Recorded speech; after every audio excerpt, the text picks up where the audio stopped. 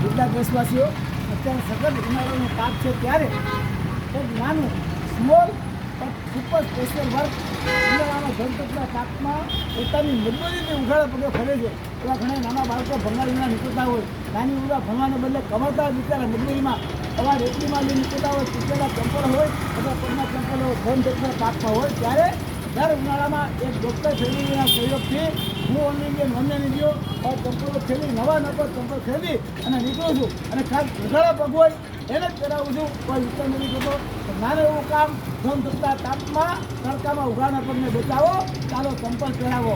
આપણે કોઈને ઝાડનો છાંયો ના આપી શકીએ, છત ના આપીએ, એક ચંપલ પહેરાવી ધમ તડકામાં હવાને બચાવીએ. તો નાની ઓનલાઈનની કોશિશ છે.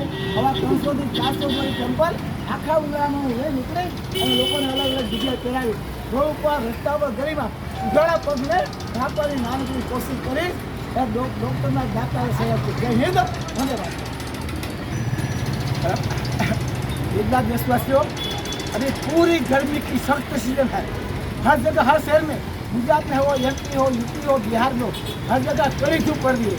तो बहुत से ऐसे मजदूर मुफलिस जिसको कहते हैं, बहुत गरीब, जिसके पास पैसा नहीं है, मजदूरी करते हैं और कचरा उठाकर प्लास्टिक उठाकर पैसा कमाते हैं. जैसे बच्चे, महिलाएं, युवा युवती, मजदूर महिलाएं, उनको जो खुले पाल निकलेंगे धूप से बचाने के लिए ऐसे नए चंपल खरीद कर लेडीज, जेंट्स, बच्चे, महिला, लड़की, लड़कियाँ सबको मैं खुले पाँव को बचाऊंगा और ये पहनाऊंगा.